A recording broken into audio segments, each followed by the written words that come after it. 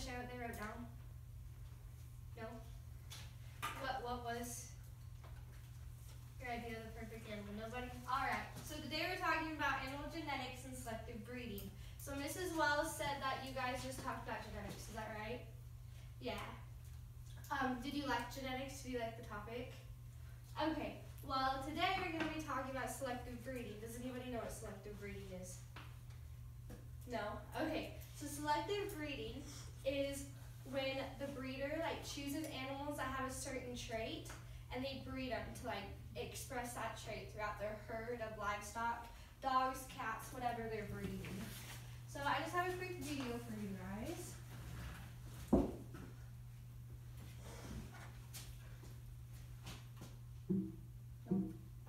Ranch sheep as a cow. Well, 247 cows, but who's counting? That guy is. And on that ranch, he gathers real-time data about his cattle with one of these. Yeah, can't really beat the view. And on that ranch, he helps preserve our native grasslands and wildlife with integrity, perseverance, and an app. Ranch tools sure have changed. And over here, they provide care for the animal with a balanced diet and just the right mix of carbohydrates, proteins, and minerals. Pretty sure that means yum. And of course, with humane handling here, safety testing there, and quality control everywhere along the way. Yeah, these are the people and the places that keep old MacDonald running like new, where commitment and innovation help make sure beef will always be what's for dinner and maybe breakfast. All right.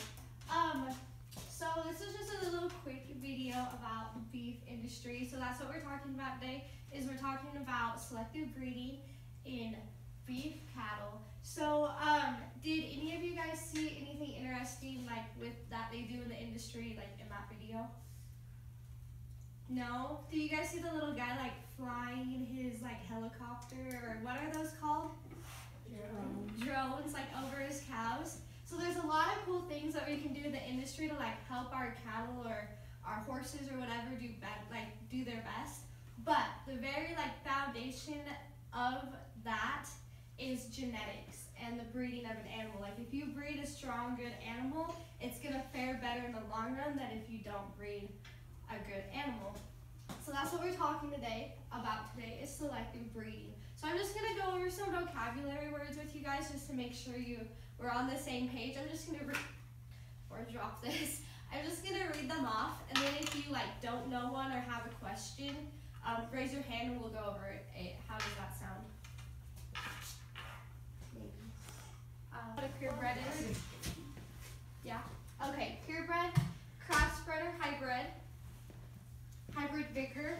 Do you know what that is? Cool. Complementary traits. Yes? Yeah. So they're the traits that complement each other. So when you're selecting for cattle, you don't want to select for a small birthing weight, but a large stature, because those just don't go hand in hand, right? Progeny or offspring. Yeah. Breeding objectives. So that's a big part of the worksheet we're going to do is breeding objectives. So your breeding objectives define the ideal animal a producer aims to breed. Selection, that's another big part, but that's pretty straightforward. And then culling. Do you know what to cull an animal means? To remove it from the herd, you get rid of it. You send it to slaughter or you rehome it. And so in the worksheet, we're just going to talk about, I have a trait, it's called sickle-hawked or post-legged. Are you guys familiar with that? Okay, so yeah, sweet. And then our genetics vocab, DNA, chromosome, gene, allele, homozygous, heterozygous, complete dominance, incomplete dominance of sex cells. Do we know what all that is? Cool. Okay, and then we already went over selective breeding. It is artificial selection when the breeder only produces animals that he has selected desired traits for. And then it's the foundation of a good animal. And then now we're going to do our activity. I will pass these out. So, get with a partner. And then when you get in your partnership, raise your hand. Or just come grab one of these papers.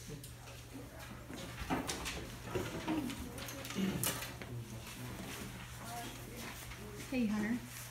Hunter, you can just grab that paper. It's just about senior display for bingo.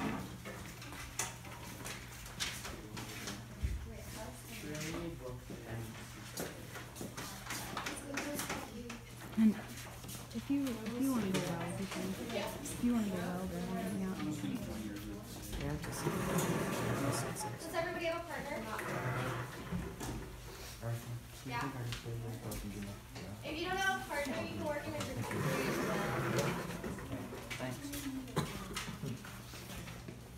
Yeah.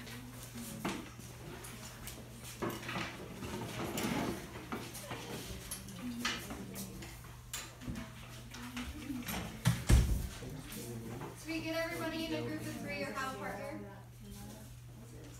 Eyes up here, please. Everybody in a group of three or has a partner. Alright? Okay, cool. So I really want to know what your guys' idea of a perfect animal was. Like, you all wrote down your answers. Can somebody please share it with me? Because I just am really curious. One of you. Come on. You guys talk more than this. Thanks, Erica. Awesome.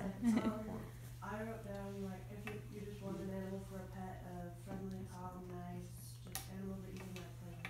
So do you know that you can breed for like demeanor? Like if you want an animal like docile or more energetic? Anybody else? So that one was a really good answer. Anybody else have something different? Or was it all? Lainey, come on. All right. Anybody draw a picture? He did. You drew a picture? You drew a picture? No. That's awesome. All right. So our activity today. But first, I'm just going to read you guys off my learning objectives to make sure that we cover them by the end of the class period. So number 1 is students will be able to develop a breeding program. You guys know what a breeding program is? It's just like your set of objectives that you're going to breed towards. Students will be able to identify the basic principles of genetic inheritance and how traits are transferred to offspring using selective breeding. And then students will be able to explain the importance of animal selection in the success of a production enterprise. Cool? Awesome.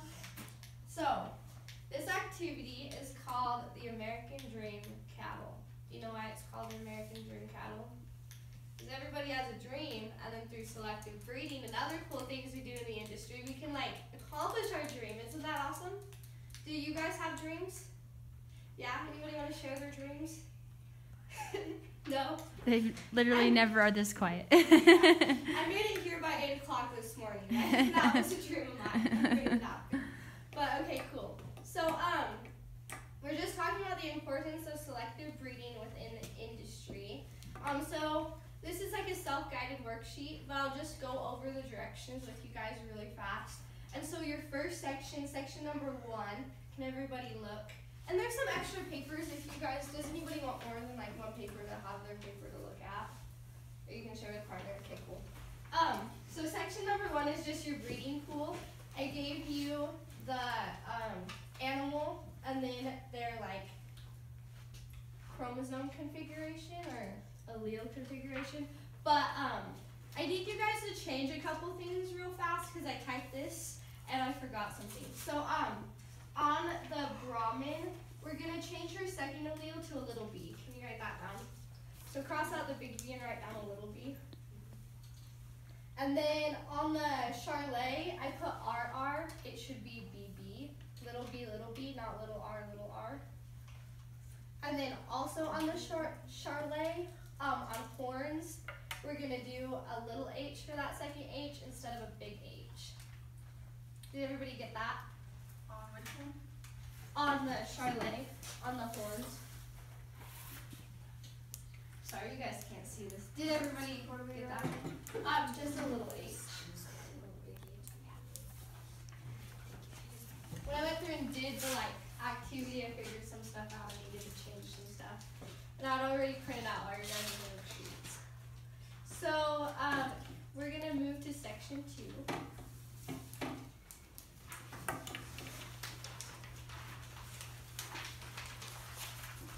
So section 2 is developing your breeding program.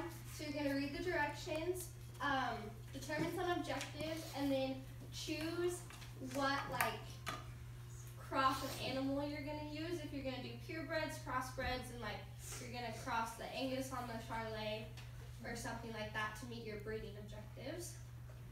And then so yeah, please start the first 2 sections of the worksheet, and then we'll go over section 3 when you get the first 2 sections done. How does that sound? Awesome. And if you guys have questions, raise your hand and let me know.